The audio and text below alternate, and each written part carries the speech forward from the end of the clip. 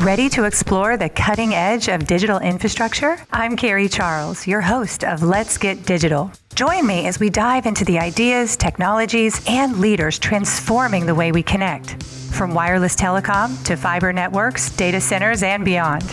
Sponsored by Broadstaff in partnership with RCR Wireless News. Now, let's dive in and let's get digital. Thanks for tuning in to Let's Get Digital. I'm Carrie Charles, your host, and happy to have you here with me today. We've got another great episode for you. I have with me Mann. He is the Vice President of Compu Dynamics Modular. Great to see you, Ron, again. I saw you at Data Cloud a few weeks ago. Good to see you too, Carrie. And thank you for the opportunity here. Yes, absolutely. We sat on a panel together and I was just so impressed. I thought not only did you do a great job, but you just had so much information. I learned a lot from you and I thought, let's do this on the podcast. But first, I want to know a little bit about you. How did you get to where you are? Tell me about your path to success, if you will. Well, it was a long, arduous journey, but it's been a lot of fun. So I kind of started out in the IT space at actually Compaq Computers. Actually, before that even, I was doing subcontractor in all places, Huntsville, Alabama, that was building computer circuit boards for Compaq. And that's how I got the role at Compaq back in the, early 90s. And back then, when I hired on as what they called a new products manufacturing engineer. So my job was to take the designs from product development and make sure they could be manufactured in a way. And then back then it was PCAs, printed circuit assemblies, things like that. And back then we started out with what's called the System Pro. So that was kind of the first server that was introduced. And it was actually a derivative of the desktop. So I was there when this whole server thing started, right? And Compaq wanted to kind of get into a new business and put a higher end kind of desktop out there. So I came up with these servers. And then that led to what we called the data center infrastructure group. Because back then, we were selling a lot. These are all towers back then. They weren't, rack mount servers as you see them today. But we had a company that we were dealing with, a little small company at the time called Microsoft.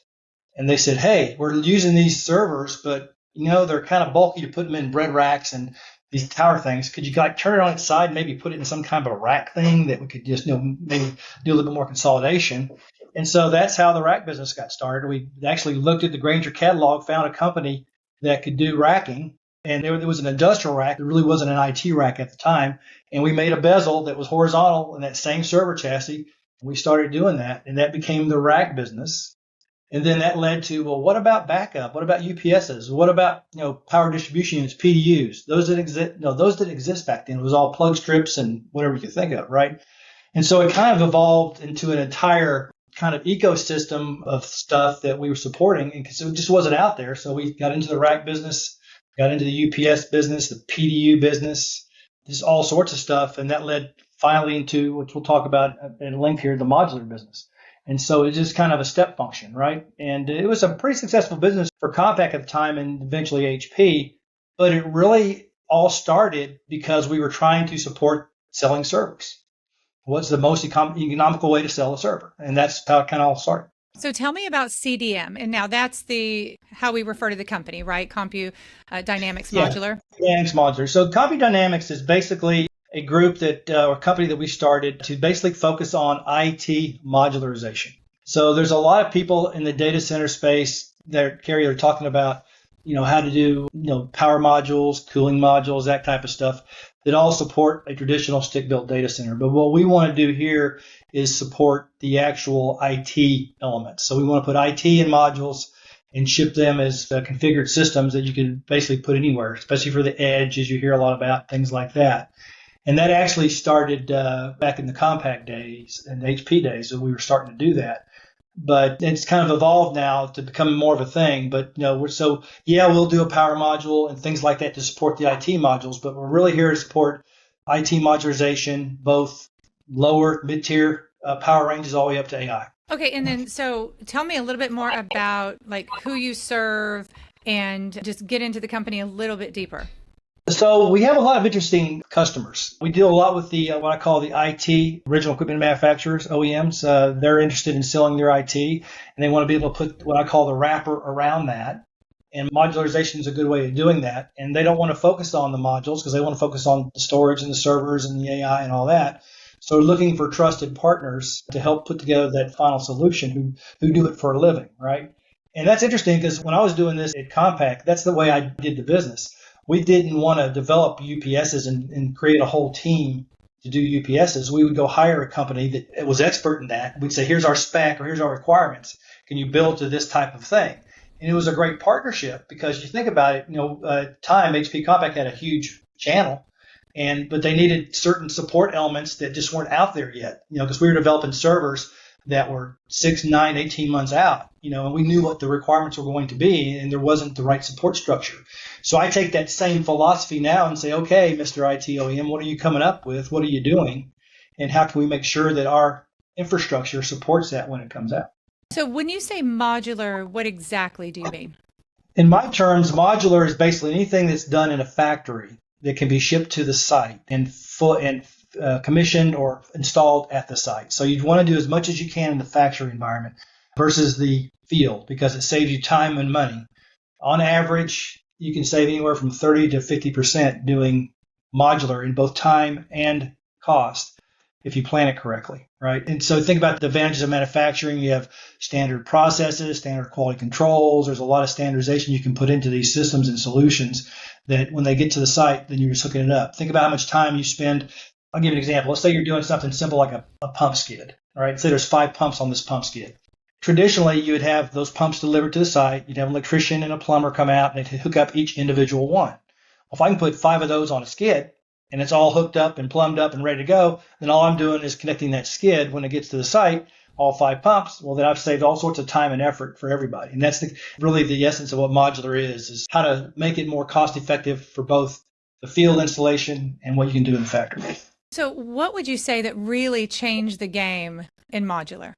Oh, AI, no doubt about it. One of the things, and I've been doing modules a long time, and when we were first doing this back in the day, and the reason why we started doing it is it was kind of an evolution. Because you think about it, when you first started doing racks, what would happen? You go to the data center site, the rack would be delivered empty, all these server boxes would come, and storage boxes and whatever else, and you'd integrate all that on site, right? So we got the interesting idea at Compaq to say, okay, what if we integrate that in the rack and shipped it all integrated and fully connected? Now you have a rack full of stuff all ready to go. So we made that a business. We called it Compaq Factory Express, and it was very successful. We had to develop a rack that you can move around, and like on small little wheels, and there was a lot of design and development went into that. And then we got into, well, gee whiz, if we can do it for a rack, what about a row of them? That's where the modularization came in. We put them in an IT module, right? And it was fairly successful. We sold a lot of that stuff to a lot of the big hyperscale guys at the time who were really expanding quickly, and they needed a quick way to get to market. What made it interesting for us is the fact that we could do all that again in a factory environment and get it out the door that way. So that kind of led to what we're doing now and why we like to integrate this stuff kind of in that format. But that kind of started the whole thing with how far you can take it. Now, what happened on the power side was that what we realized was most data centers today, let me go back. Most data centers, say 3 or 4 or 5 years ago, before AI, pre-AI, were typically a rack of IT was 10 I like to talk about kilowatts or watts per rack. So most data center racks are 10 kilowatts or lower per rack, right, on average, which meant that all data centers for the last 30 years were designed to handle that kind of a load. And so really the IT was taken out of the equation, right? Because all data centers could handle that kind of load. And if you did have a 20 kilowatt rack or you had some application that required that, well, in-row cooling came in, rear door heat exchangers came in. There are ways to do what they call spot level cooling to bring that load from 20 or 30 kilowatts back down to 10 so the data center could take the rest of the heat. And it worked great for years. And I remember having these discussions at different forums probably 10 years ago about how, it's going to get up to 20 and 30 and 40 kilowatts a rack. It's going to change the game. And it never did as fast as I thought. And the reason why was because the IT guys kept getting very innovative. They kept finding better ways to cool stuff with fans and heat sinks and better utilization of power efficiency and things like that. So basically, it kind of took the data center having to change out of the equation, right? And what we found when we were doing this back in the day is that to make modular cost effective, you typically had to be above 22 kilowatts a rack. And that made it more cost effective being a module than it did in a data center. I could go either way if it was below that, right? But, okay, fine. And so things were starting creeping up. All of a sudden, here comes AI. 135, 125 kilowatts a rack going up higher, right? Totally changed the game. There is not a traditional data center on the planet that could support that kind of heat load, right? And so that made a lot of sense for modules, because you think about what you're doing in a data center environment. If you and I are in a conference room and say it's built for, say, 20 people, it's just me and you there, the AC could go out, and we may not know it for an hour or two because it's over-provisioned, right? There's more cooling capacity in that room than us. And consider us being IT racks. If you and I are in a car and we're driving in the Houston heat, and the AC goes out in the car, we're going to know it very quickly because the air is cooling us. It's not cooling anything else. And that's really the concept of a module. It's cooling exactly what it needs to cool, which is the IT, so it's more efficient. You're not cooling a lot of extra space, and that's what makes it efficient. So how does CDM do modular differently or different from others? Good question. The way I kind of look at it is, not to begrudge anybody out there, but what I see at least today, what most modular providers do is they take, okay, I build these type of infrastructure solutions for data centers. How can I put them in a box and use it in a modular format, right? My in-row cooling, whatever I'm doing. And I'm not saying there's anything wrong with that, but it's basically taking a known application or a known technique and you're just basically putting it in a different type of a box or a different type of form factor. I have never looked at it that way. Well, how we look at it at CDM is because of our IT background, we look at it from an application perspective.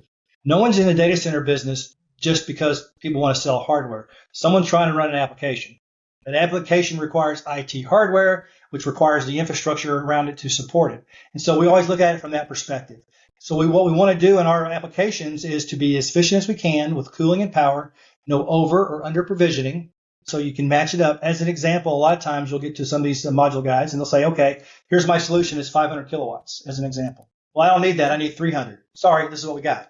I can match the cooling and power to your 300. And you're not going to be over or under provision because of how we do our design work. And you got to keep in mind, we've been doing this for a long time, probably longer than most people have done it. So we know what works and what doesn't. So we're not using the customer as the guinea pig. Hey, we just got in the modular space last year. You're our second or third customer. We're still learning. You don't get that from us because we know what works and what doesn't. What we're focusing on is the performance of the architecture to support what your application is. Got it. Where are you seeing the hottest demand? And maybe give us a couple of use cases where the edge makes the most sense. It's interesting. You hear a lot about learning in AI learning, right? All the big guys are doing it, these big bloated data centers. You look at the NVIDIA, like NVL72 platform, and they put a lot of information out there on how that's supported and what's the best way to support it because it's so dense. And so that's a big one. What we try to do in our space from this perspective is we try to look at it a little bit differently. Again, it gets back to the application and what we're trying to support, but it's really about the application and what's the best way to support the end-to-end. So I don't know if that answered the question thoroughly or not, but that's kind of how I look at it. Yeah, no, that makes sense. How do you see modular data centers enabling inference workloads at the edge? Okay, so the inference side's interesting. So to answer that question a little bit better, what we try to do is when we first looked at this, we looked at learning what was going on. We said, okay, there's a lot of people doing that. We've got a module that supports that. We call it our learning module. You can do anywhere from 1.5 to 3 megawatts. And then we started looking at, okay, well, where's inference going? What's inference mean? And inference is interesting to me because if you go back a few years and people talk about the cloud, everybody asks, what is the cloud? And you'd hear 4 different answers from 4 different people what the cloud meant, right? And inference, I kind of put in that bucket. And the reason why I do is just because it's unknown. I wouldn't call it the wild, wild west, but it's a new market. It's an emerging market, right? And I think inference has a lot of interesting applications. So that's where we're seeing a lot of the growth is in inference.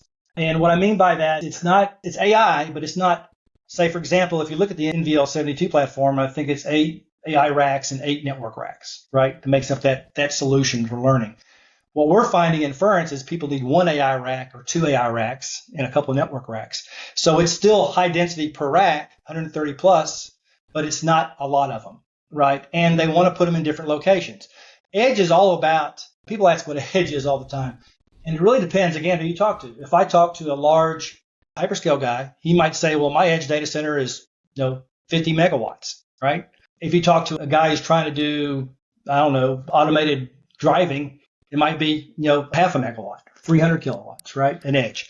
But really what it's all about is edge is all about removing latency, getting the source as close as you can to the customer so you don't have any latency, right? An example I like to use is, if you're using one of the maps, Google Maps, whatever you use, Microsoft Maps, you don't want to find out 3 exits ago you should have exited because your data was late getting there, right? So that's really what it's all about. And that so happens to me sometimes. Exactly, right?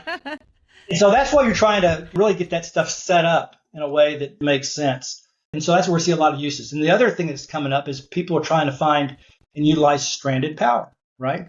Which is another big thing on AI data centers. So think about that. If you've got a stranded power of 2 or 3 megawatts here or there, put a little AI module there, right? And use that power.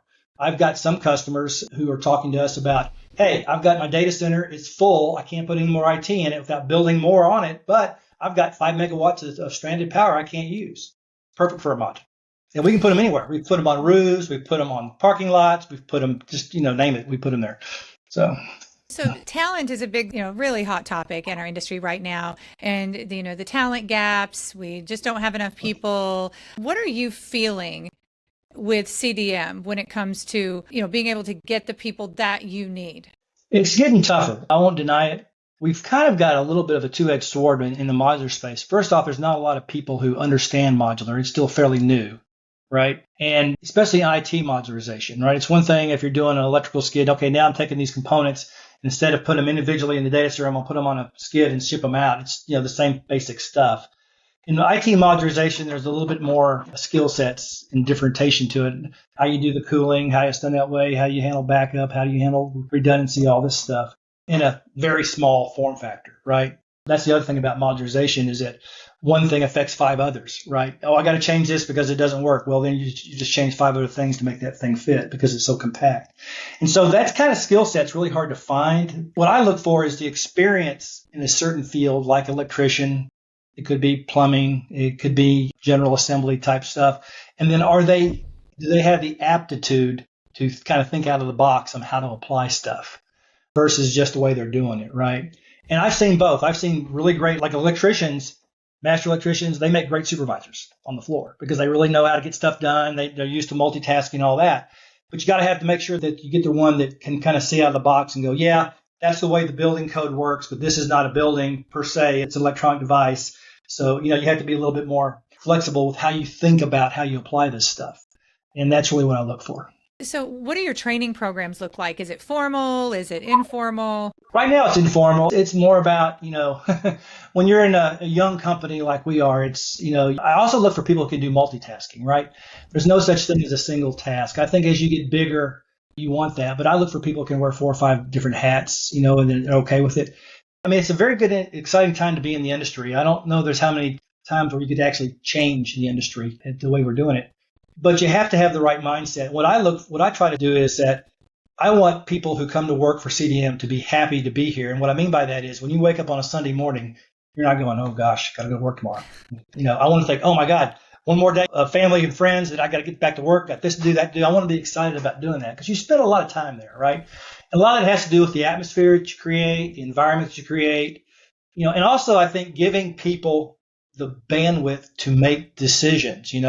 I am by no means a micromanager. My job is to get the right people in the right place and remove roadblocks to make them successful, right? And I'll give you an example of what I mean by what I call a good employee and an exemplary employee.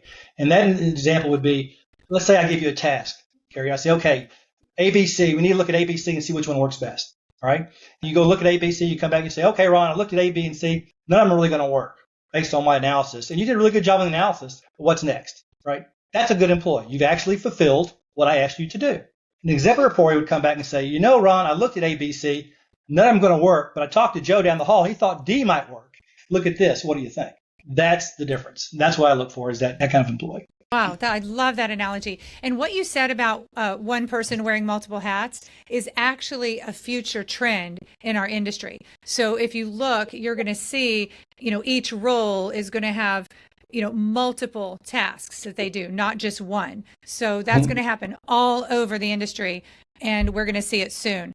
So what's next for CDM? Next 24 months, let's say, what bets are you making for growth, for opportunities? Well, we're going to continue on our trend. Half the battle on this stuff is this. I mean that in a nice way. It's competitive battle. There's a lot of people out there. Anytime you have a market like this is growing, and I think it's like 19% CAGR over the next 5 years, this market, you're going to have a lot of people entering the business, and there's going to be a lot of people coming in. It'll be interesting to see who's still here in 5 years. But what we're trying to do is really develop those partnerships and relationships, because I really think that's the opportunity, is working with the IT OEMs, working with the NVIDIAs and the Dells and the HPs of the world and these different industrial manufacturers who build the batteries and do the PDUs and the power distribution. And because it's an ecosystem, what we discovered even years ago when we were doing this at Compaq is that there's no one company that can do it all. You have to have partnerships. And so we're looking for those long-term partnerships that can help us develop that solution. So I really think over time the solution is going to change. How we're doing modularization today is not going to be the way it's going to be tomorrow. And I'll use just a simple example. If you look at what we're doing today, we're taking a box, which is a computer, we're putting it in another box, which is a rack, we're putting that in another box, which is a module or a data center. So it's a box in a box in a box. Why are we doing that? We're doing that because the server came from the desktops and it was a box, right? But over time, think about if you can start eliminating those boxes. You start doing some of the things that the server guys did in the early days with the blade servers, where you have things that plug into different components, and you could kind of remove some of that infrastructure and simplify it, right? Especially as the power density goes up. I think that's where it's going to go. But I think, again, it's a system of partnerships who have expertise in those areas. You hear a lot about 800 volt DC, right? That's being talked about a lot for better, more efficient power distribution. Well, that takes time to develop, right? And so I think what you're going to see is a step function. And so what's up for us is we're going to sell today what we've got. We've got some very good solutions, but we want to innovate with the industry and be able to innovate as fast as the IT guys. And I think that's the paradigm shift, is that no longer can the data center become static and the IT guys just do what they do and you just throw it in the data center. You have to be able to change with the IT as the IT comes out, as they go higher density, as they need different types of cooling and power requirements. Then the opportunity for us in this side of the space is to innovate with them and become their new best friends. I love it, Ron. How do we reach you, learn more about CDM? So we're at cdmodular.com. I think cd-modular.com on our website. And you can get all the information there on what we're doing, how we're doing it. You can reach out to me, Ron, at cd-modular.com as well. But yeah, it's all there on the website. We are going to a lot of different shows and speaking at a lot of different events, so you can kind of see us there too.